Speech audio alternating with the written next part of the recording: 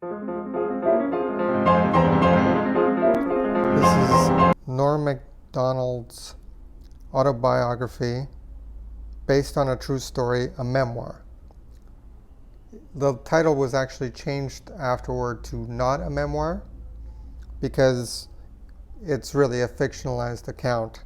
It's all like tongue-in-cheek, a lot of made-up occurrences from his life and a lot of jokes. And he portrays himself in a very amusing way as kind of a buffoon.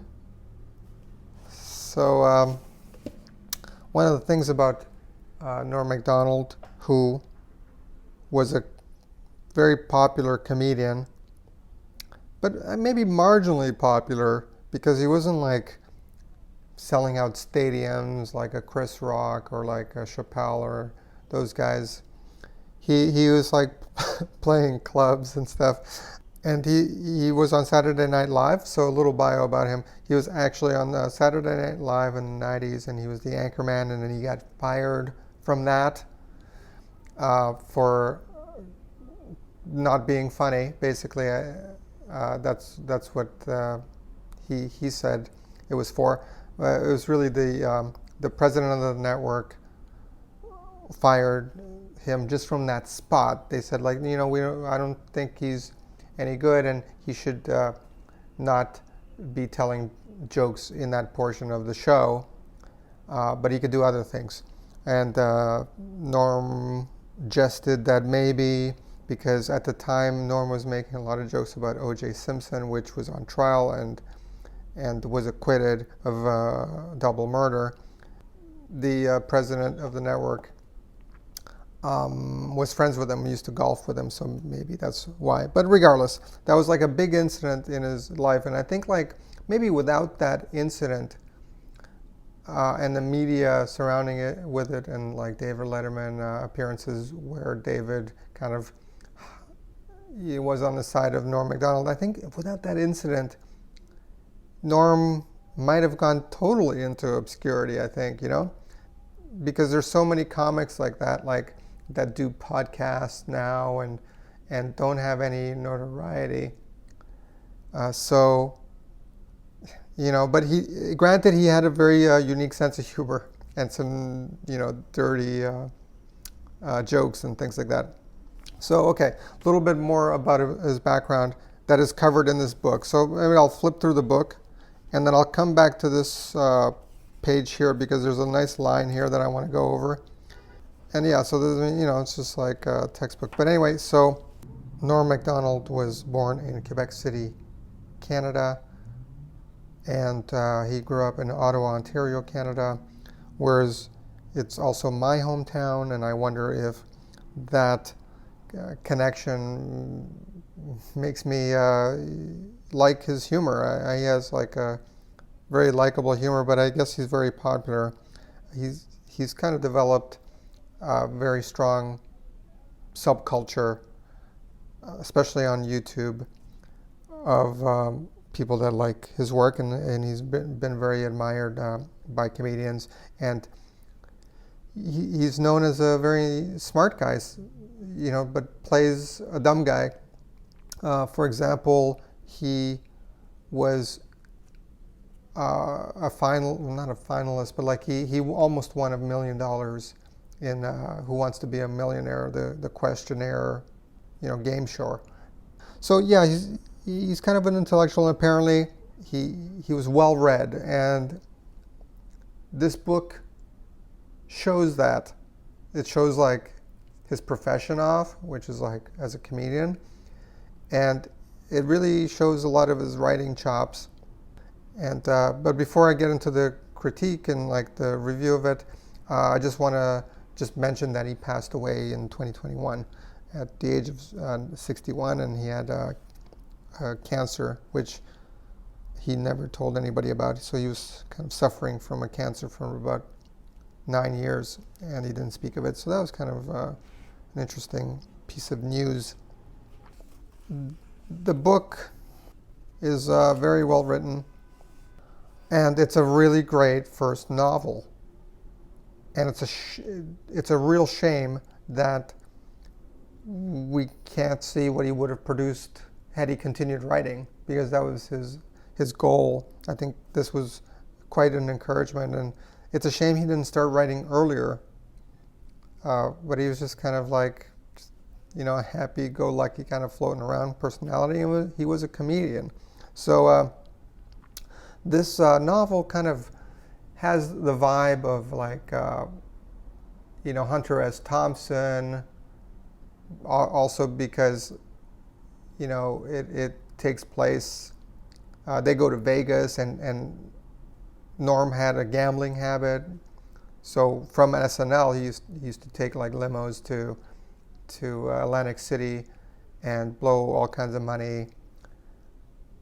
And he was dead broke apparently 3 times. So there's a lot of footage of him talking about this online. So I don't want to I want to talk more about like the writing style. So it's like Hunter S. Thompson, like maybe Bukowski a bit. He noted that he read a lot of Dostoevsky, and that's notable in the moth joke. Basically, it's a lot of different influences, from maybe even Nabokov to some extent in some of the descriptive sections. The last chapter, which is very stream of consciousness, where there's no punctuation or anything, it's reminiscent of Faulkner. So there's a lot of different influences, and there's a lot of plot points he's juggling with present day, him and Adam Egget, his sidekick, to also the present day, like from the ghostwriter's perspective. And then he's reminiscing about things in his career, reflecting on that, and then there's like the actions that take place in between, and then the ghostwriter goes nuts and tries to kill him, and so there's actually some action. And when that happens at the end of the book, it's very climactic. So there's good structure generally in here. Overall, though, it's like it's a mismatch. It's like a muck monster of all his experiences, but it's well juggled, and it's certainly very entertaining. And what I like about it is it moves along, and it's also funny, but it moves along really, really quickly.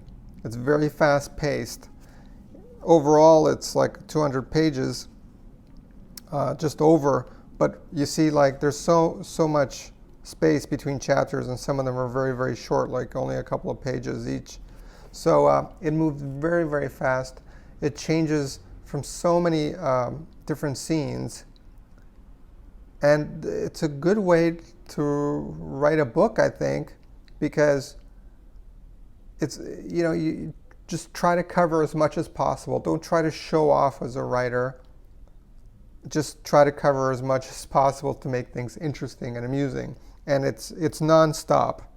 It's very dense with like funniness and everything. So if you're curious to have things read from the book, there's a video online. I'll try to link it, where he does readings. He does 2 chapter readings, and they're quite funny. So I'm not going to read too much. In some of my reviews, I do read excerpts that I enjoy.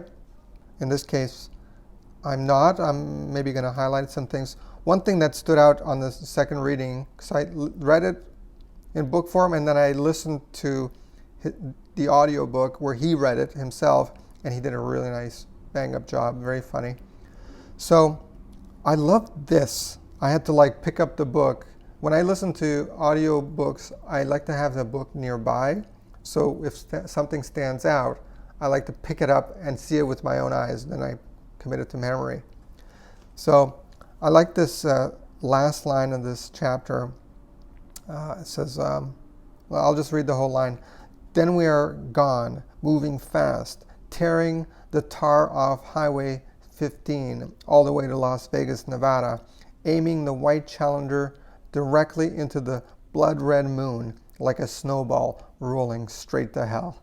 You know, it's good. I like it. It's like it's the right combination of like kind of cliche imagery and originality and good ending to a chapter, And I love that, like because it's the Challenger is white, and it's like a snowball rolling straight to hell, and also hell because Las Vegas, city of sin, but also it's very, very hot there.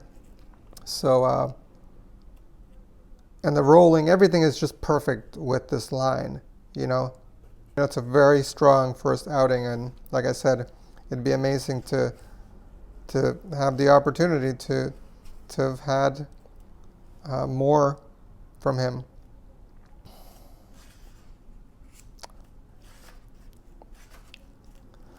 This is a funny chapter that I like. So preceding this, he's telling about his childhood, and there was like this old Jack character that just used to work free on the house, and he just had a shed out in the back, and then one day he says to his kid, like, hey, you like squirrels, or something, and lures him to his cabin for some squirrels, away from his parents. And Norm goes, and the guy shuts the door behind him, and and then he says, I forgot what happened next, And then so 8 years old to 13 years old, I forget. So it's like it implies that, like, I don't know, he was molested or something, and which shouldn't be funny, obviously. If it's real, it wouldn't be funny. But he implies that he may have been molested, and then that's why he doesn't forget. And then one of the lines in this next chapter is like, sometimes, like, he would just take the gun and just fire rounds into the shed when, but luckily Jack wasn't there. Just kind of like subconscious. He would like sleepwalk and like pick up the gun and like fire rounds into the shed because of this trauma. So I thought that was like the perfect sort of Norm dark humor subject, and he handled it pretty well. It's well written. There were no errors. Good production by HarperCollins. There were no errors. Like, for example, like the Bukowski book, obviously it was a smaller press that published it initially, but there were all kinds of like grammatical errors and spelling and things like that were left in, even on reprinting. So that was kind of disappointing. And also, it was a rush job. So one of the things that I learned through watching a lot of material and interviews with Norm was that there was a hint in one of his podcasts that he said he wrote the book. 2 years he spent writing the book, and then he hated it and literally burned the whole manuscript and deleted all files. He like destroyed it and started from scratch and spent another like year or two writing it again from scratch. So that's an interesting note about this. He wrote a totally different book and was unhappy with it, and he recreated it here. And I've read a lot of autobiographies by, not a lot, but like a few autobiographies by comedians. Like Steve Martin, for example, was one that is considered a good writer. I read his Shop Girl book, and he's written plays and so forth. And yeah, his autobiography was, good, clear writing. It was good, but it had none of this. Like, it wasn't like funny. That's the thing. It's like, so you're a comedian, but like there's nothing funny in the book. They're like, it's like their one serious moment. Now they get to tell their story, and they're not funny. So this is the exception where it's funny. And it's not just one gag, like, for example, Catch-22. There's kind of a similar gag being played again, you know, the Catch-22 phrase. So and it wasn't as continually funny, but this is jam-packed, so he did a nice job kind of packing as much of his humor into everything. And there's things that are subtle, like just him playing the buffoon, like when he goes to this kid's funeral early in the book, like the little white coffin chapter.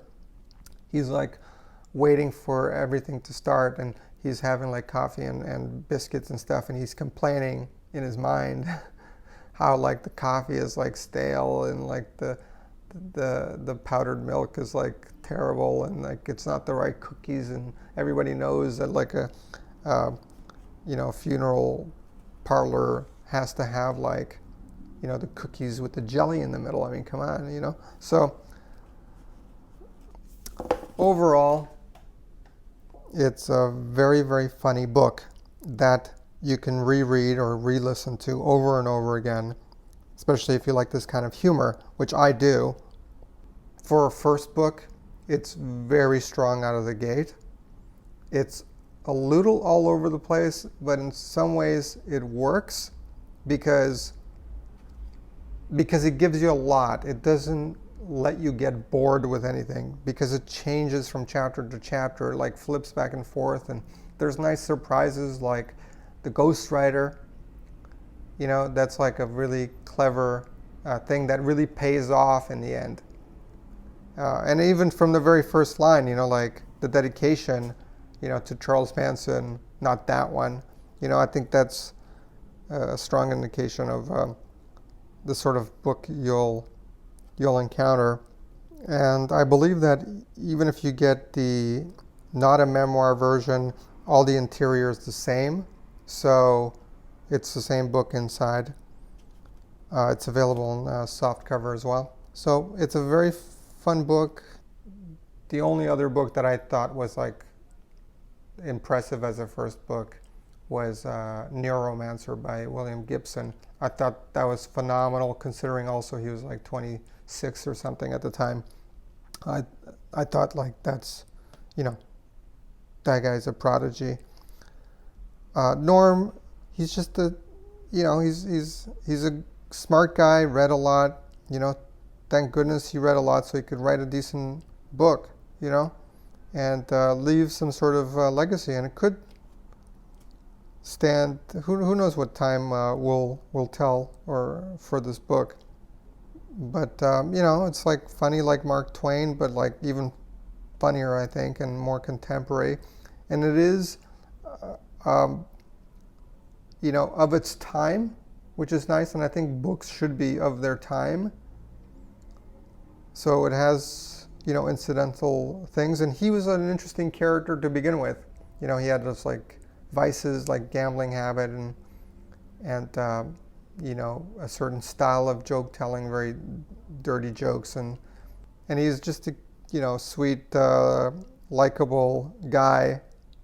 A lot of like his appearances were not necessarily like not all his jokes hit, but he's just a likable guy, and he had a confident way of delivering. So he had a vision for this book, and it hit. So I'm not gonna rate it, but I mean, it'd be over 4 out of 5, I think, for you know, as a first book, certainly. So I'll say that. I mean, how it ranks in history, I haven't read enough, you know, but yeah, very highly recommended. I love his humor. Great book. Fantastic read. Easy, quick read. You could probably even do it in one rainy Sunday, just read it in one sitting. And the audiobook is about 5 to 6 hours, so not long at all. And you could listen to it. So, highly recommended. Thank you.